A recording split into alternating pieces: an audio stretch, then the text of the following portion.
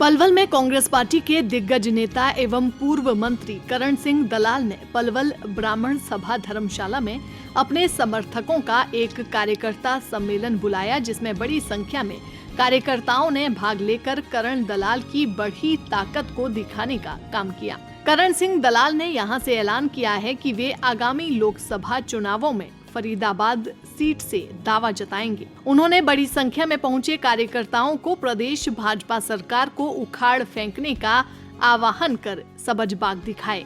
कार्यकर्ता सम्मेलन में आई भीड़ से गदगद दलाल ने यहां से लोकसभा और विधानसभा दोनों ही चुनाव लड़ने का ऐलान करते हुए कहा कि ये भीड़ यानी लोगों की ताकत न केवल कांग्रेस बल्कि भारतीय जनता पार्टी की टिकट से चुनाव लड़ने का सपना देखने वालों की नींद उड़ाने का काम करेगी।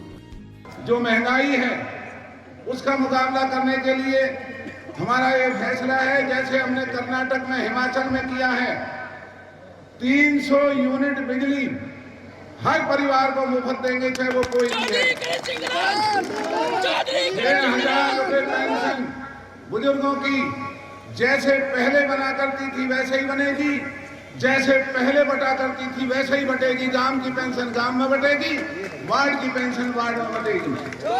और जो हमारे टोल की लड़ाई हमारे इलाके ने लड़ी, हमें फखर है इस बात का, बीजेपी की सरकार ने 315 रुपए का पास बनाने का ऐलान किया था। हमने और आपने संघर्ष किया, बीजेपी की सरकार धरी रह गई और पूरे देश में 200 रुपए का पास हमने और आपके संघर्ष ने इस इलाके में मंजूर करवाया। लेकिन अब अगर हमारी सरकार बनी तो वैसे तो ये गडकरी रोज पार्लियामेंट में झूठा बयान देता है। अभी भी पिछले दिनों वो बोला कि भाई 60 किलोमीटर के अंदर हम कोई टोल नहीं लगने देंगे, लेकिन ये बेईमान टोल को उखाड़ नहीं रहे। इनका मंत्री कह रहा है मुकदमा मेरा बेटा पंजाब हरियाणा हाई कोर्ट में लड़ रहा है और हमें यकीन है कि उसमें इलाके की जीत होगी। लेकिन हमारी अगर सरकार बनी तो मैं आपके बीच में इस बात का वादा करता हूं, इस टोल को उखाड़ फेंकने का काम करेंगे, इस टोल का लोगों को इस तरीके से नहीं लूटने देंगे। जो आज थोड़ी बहुत नाराजगी भी रखते थे, उन्होंने भी हमारे ऊपर कृपा की है। चौधरी विजेंद्र सिंह जी ने, भाई हमारे ज्ञानी सरपंच जी ने भी ये अपील की है, तो मैं भी आपसे हाथ जोड़ करके अपील कर रहा हूं, पूरे हरियाणा में चाहे देश में कुछ भी हो, कहीं भी जाकर के देख लो, हरियाणा के अंदर कांग्रेस की आंधी चल रही है। सरकार आप लोगों की बनेगी, आप लोग हरियाणा के मालिक बनेंगे और इस पूरे हरियाणा में हुकूमत आप लोग इस हरियाणा की चलाएंगे, ये मैं आपसे वादा करता हूं। चाहे वो रोजगार की बात है, चाहे तरक्की की बात है, और लोकसभा के चुनाव का जो मुद्दा पहले हमारे सामने है, तो जैसे आज हमने केवल पलवल विधानसभा के लोगों को तकलीफ दी है, क्योंकि आप हमारे मालिक हैं, आपके सहयोग के बिना जो 36 बिरादरी का नजारा जो आज यहाँ बना हुआ है, ऐसे नजारे कहीं नहीं बनते। मैं धन्यवाद करता हूँ आपका, जो सभी वर्ग, सभी जाति, सभी धर्म के लोगों ने आज इतना अपार जो प्यार और आशीर्वाद यहाँ पर हमें दिया है। अगर आपकी मेहरबानी रही और आने वाले दिनों में हम हर विधानसभा चुनाव क्षेत्र में जाकर के ऐसे ही मीटिंग करने जा रहे हैं, अगर लोगों की मेहरबानी रही, आपके आशीर्वाद से इस लोकसभा के चुनाव को लड़ने की पूरी हिम्मत और दावेदारी है। अगर आप लोगों की मेहरबानी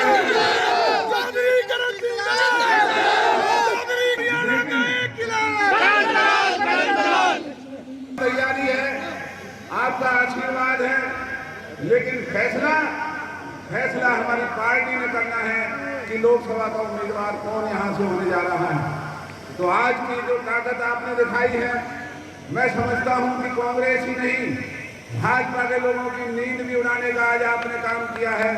आने वाले दिनों में हम और आप मिल करके, और मैं आपको बधाई देता हूँ, इस पलवल की धरती को नमन करता हूँ चुनाव लोकसभा का अगर मेरा नाम आता है तो मेरा नहीं, ये पलवल जिला, पलवल तमाम इलाके की धरती के लिए एक सम्मान होगा। इसे मैं नहीं थे, आप सब लोग लड़ेंगे। और जब से आपका नाम आया है, बीजेपी के पैरों से धरती निकल चुकी है। रोज कैंडिडेट बदल रहे हैं। किसी दिन कहते हैं कृष्णपाल जी लड़ेंगे, किसी दिन कहते हैं कि गोयल जी लड़ेंगे, किसी दिन कहते हैं राजेश नागर जी लड़ेंगे, किसी दिन कहते हैं गाजियाबाद से लेकर के आएंगे। तो मैं तुम्हारी ताकत को नमन करता हूं, जो आपकी एक हुंकार ने बीजेपी की ताकत को हिलाने का काम किया है। उम्मीदवार का फैसला नहीं कर पा रहे हैं, तो आने वाले दिनों में हमें लोकसभा भी और विधानसभा भी, क्योंकि बिना विधानसभा के भी हम इलाके की ताकत नहीं बढ़ा पाएंगे, तो हमें ये दोनों चुनाव लड़ने के लिए तैयार रहना है।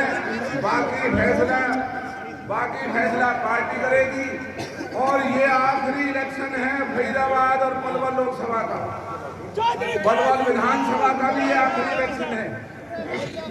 2026 में जो हल्काबंदी होनी है, उसके बाद नए नए हल्के बनेंगे। विधानसभा कहाँ जाएगी, लोकसभा कहाँ जाएगी। दैनिक सवेरा के लिए पलवल से गुरुदत्त गर्ग की रिपोर्ट।